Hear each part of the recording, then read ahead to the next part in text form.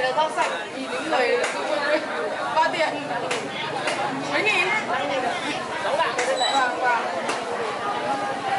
Đây ạ.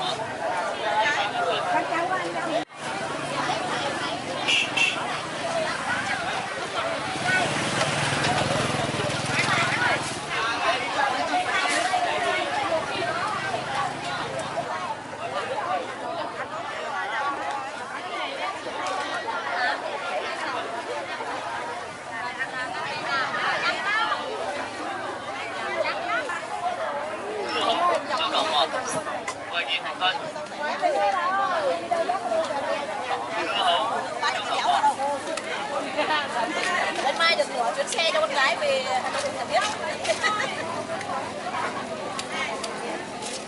Mai nó quốc tịch nó từ đây về sân bay hẳn mà.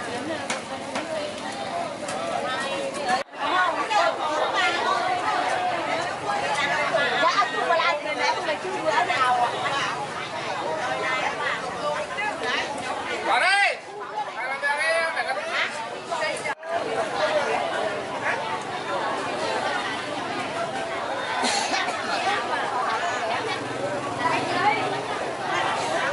Quả này là những quả nó đen hơn này thì là nó không cát này. Đấy. Siêu độ 1, vừa nhịp cân. Siêu độ 1, vừa nhịp cân. Quả chẳng. Hứa hữu, siêu độ 1, vừa nhịp cân. Hứa hữu, siêu độ 1, vừa nhịp cân. Hứa hữu, siêu độ 1, vừa nhịp cân.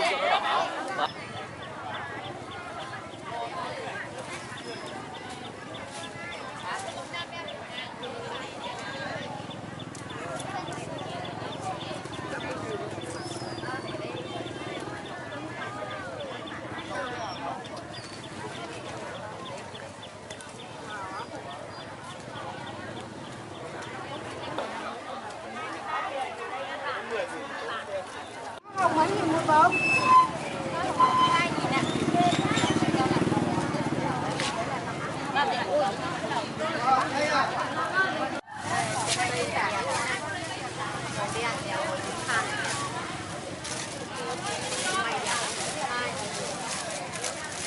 Thanh vải mà quá lịch sự nhỉ. Ơi bánh.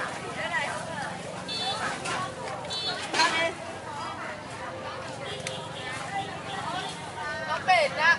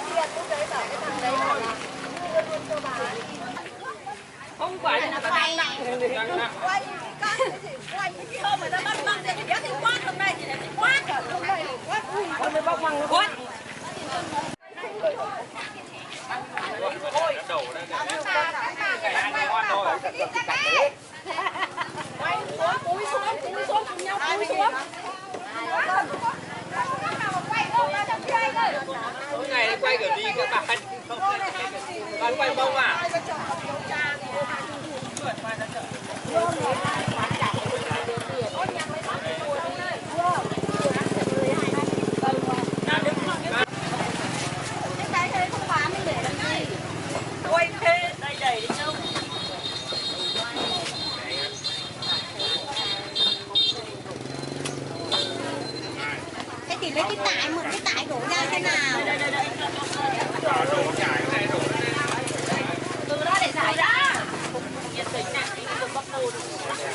Ăn rồi được cay lắm. Đẹp má, nó thấy đẹp má. Con bò này có đây.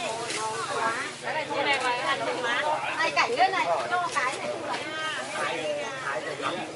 đối à. Ông Huỳnh có nhặt xong không? Em lấy vỏ bên này rồi này. Ừ rồi là nhà bên này đây để bóc cho nó nhà nó này. Mà bóc ra có ai mua đâu. Lấy vỏ nào thì. Đây châu có bò khổ lắm. Có bò. Có bò nhưng mà thôi, ít thì thôi, lấy thì thôi. Về có cọc. Ôi mùa này thiếu nước này đẹp rồi. Đẹp rồi. Nước mưa thì chả có bạn ạ. Ông Huỳnh này chả được nhẹ đấy. Còn lá rồi. Ông làm nhanh lắm, ông làm méo phát rồi. Bóc kéo hết cái bệ xuống rồi khác bẻ thì nó mới gãy. Tí nó vào video hết rồi đấy. Mẹ mà xin món bỏ măng về cho ổ ăn được.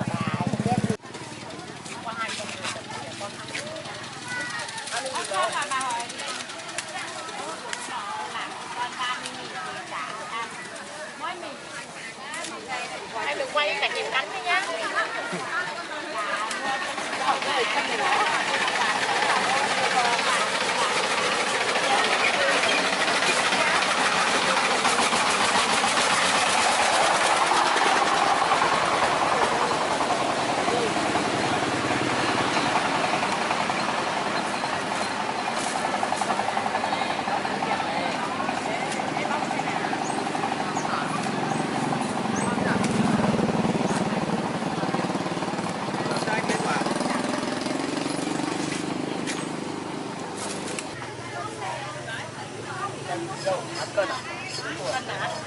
Cô lúc nào thì nó cất.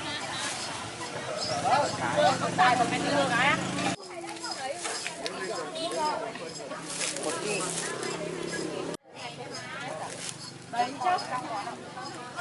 Bây giờ có bài toán này muốn mua cái này mà có cỏ ấy, thì làm nào? Mua về làm cái gì? Nhấc. 30.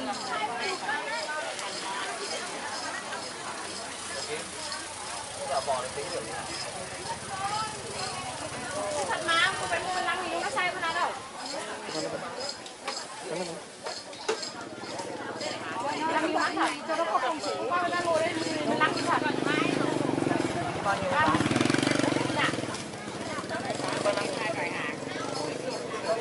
Không lấy em đưa không?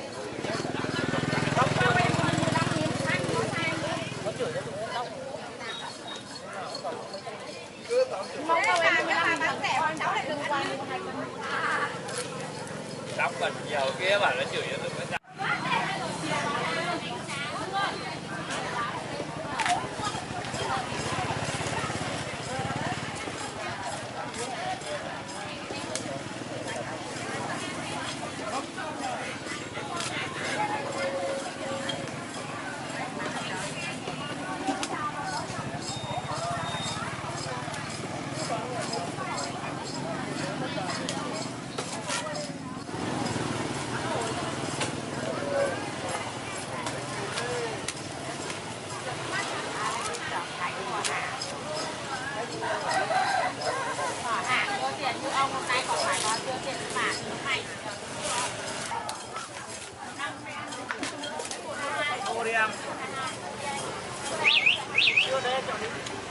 Đứa nào bán được?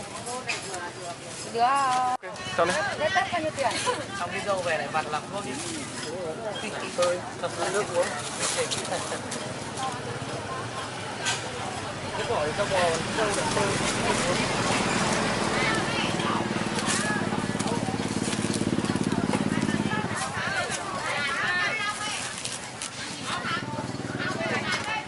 Chấm 7. Cái bè lên nó hỏng rồi. Ngô đi em ơi. Thôi đi em ơi. Khuyến mại một cái, không mặc cả.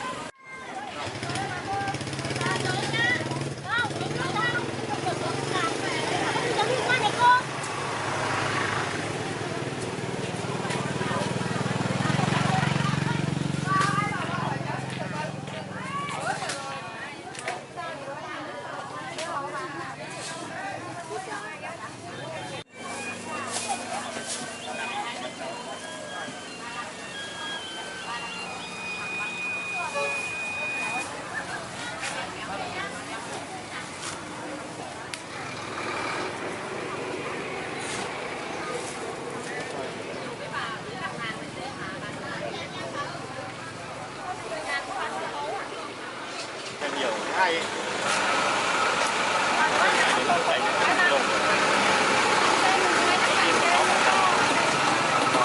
Cho nhìn hình ảnh đó thì con nó khoái. Thế thôi chị ơi. Rồi nó không uống nước nữa. Nghĩa là cái gì? Cháu vừa bể những phần chuyện đấy.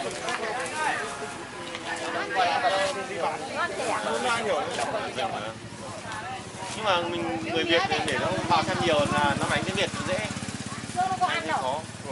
Nhưng mà tiếng Việt chắc dùng nhiều quá hả? Đấy nhá. Vâng. Đang công tác của các tỉnh.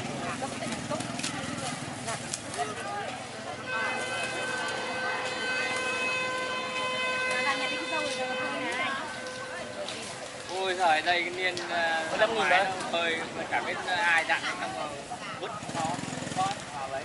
Hôm nay nó thiếu nước tôi biết đấy. Ngô năm nay nó mưa thế này.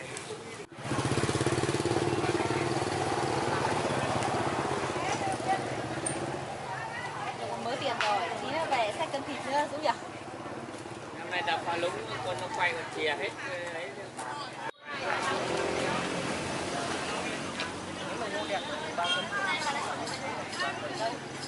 Ngô này Ngô này chừng 3 cân.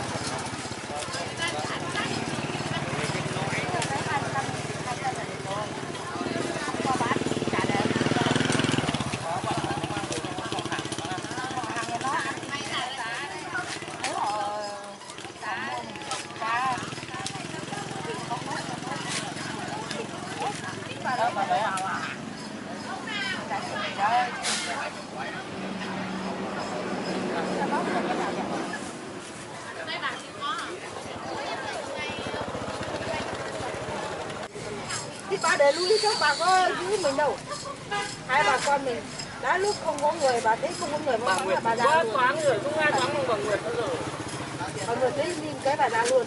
Gặp bà Nguyệt mà lại quả mà không dễ chịu thì chẳng có ai dễ chịu đâu. Thôi chứ quên đi, quên phải la được. đây mùa thì vậy cứ ấy thôi chả.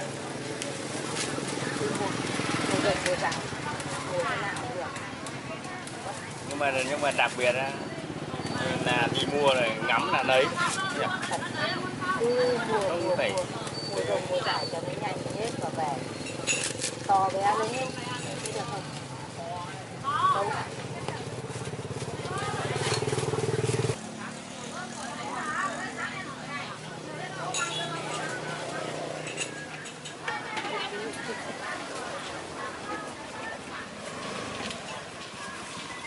Quả gì không anh ơi?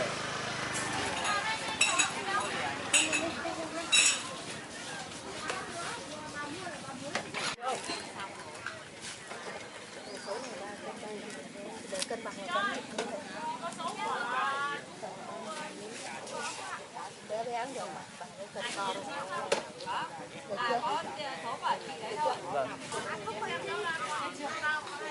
Không bán không? Mấy cái anh đi vất vả. Xấu thì lấy xấu đi. À, cân thế, là chỉ có ngô nào 10.000 cân thế.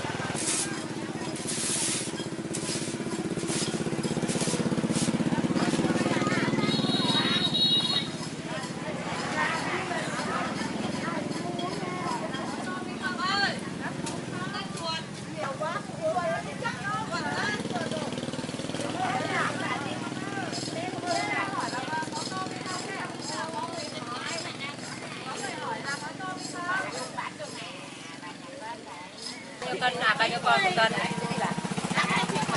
Con mới lên lợn 53, 52 bà. 70 để con cho người ta mua. Tí bà nói thế cháu không trả được tiền cho bà. Trả lắm thế. Đúng rồi, về chưa? Mày phi bên nhà chị mày đưa rau cho bác hộ chị nhá. Chưa có tiền đấy. 7.000. À đang tính 10 cân với lại mua thêm 5 cân là 15 cân. Con là 80 cân thì không được 1 cân đâu.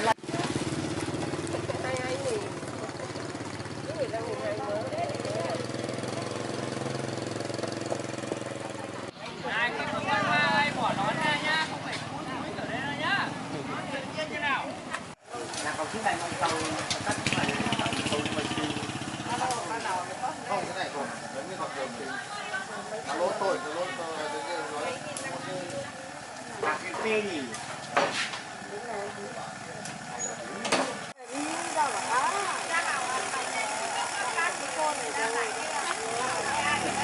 Sao cả to.